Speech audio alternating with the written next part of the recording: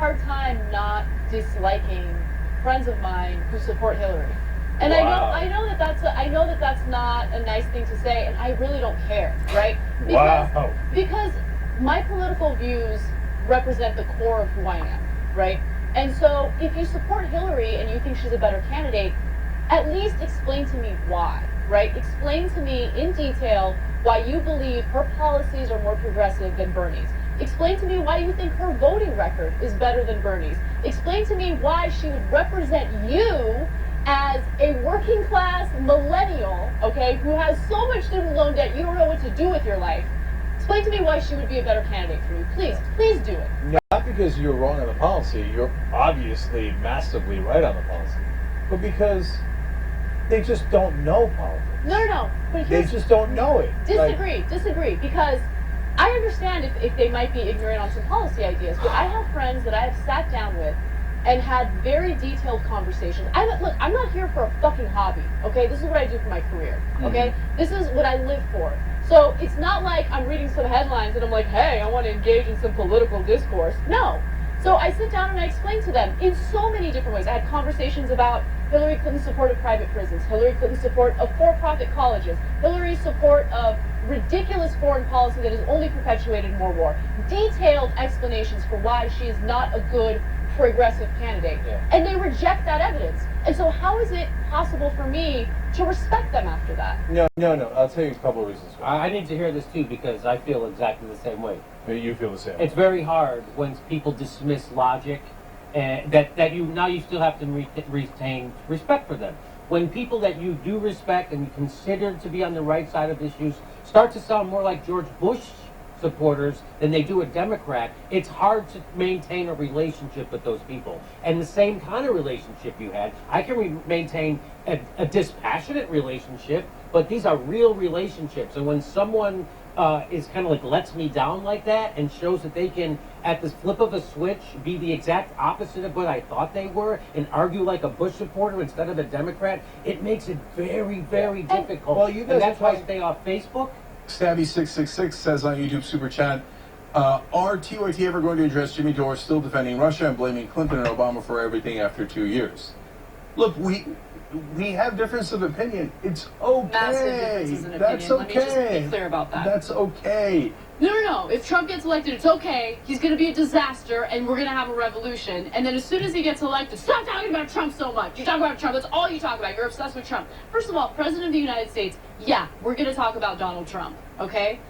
Get off my balls. If you don't like it, then go host your own show. Look, one of the arguments that you would hear from people who thought it's terrible to vote for Hillary Clinton because she's the lesser of two evils was, look, even if someone like Trump gets elected, he's so horrible that it will spur a revolution, right? As a result of Trump being a disaster, people will want a progressive revolution.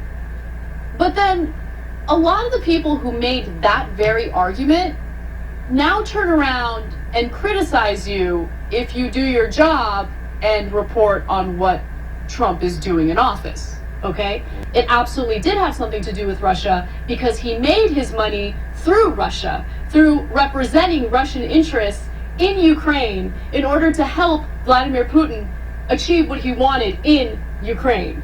And then he made $60 million doing it and hid $30 million from the US government so he could evade taxes. So the root of that problem was Russia and the fact that Manafort was a foreign agent who failed to register as a foreign agent here in the United States. Just want to make sure that we correct any errors that might have aired on our network. I think that liberals can also be gullible if it's confirmation bias. So for instance, during this past election, there was definitely a huge portion of the Democratic Party that hated Hillary, despised her, and the confirmation bias that they believed, right, was that she had like a terminal illness that she was trying to hide. Like, how absurd was that? It was insanely absurd. It drove me crazy, but there was a portion of liberals who certainly believed that.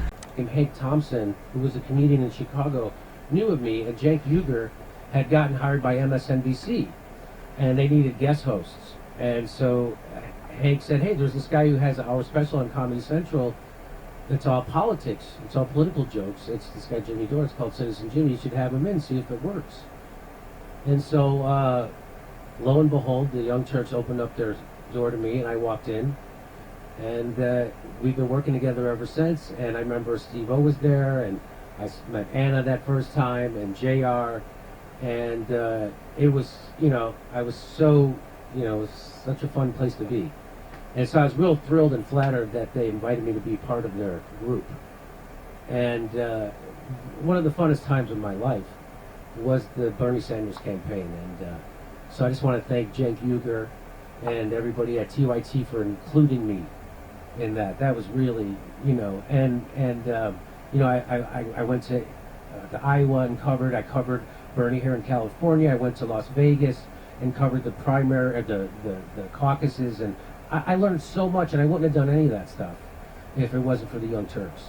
And I wouldn't have learned how to do it if it wasn't for the Young Turks. And, my friend Ben Mankiewicz, who was, gave me a lot of support and comfort when I didn't know what I was doing.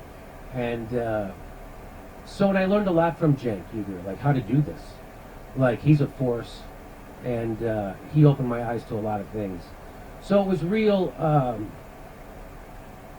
it was a real great time. It was a real great time, and I'm real grateful.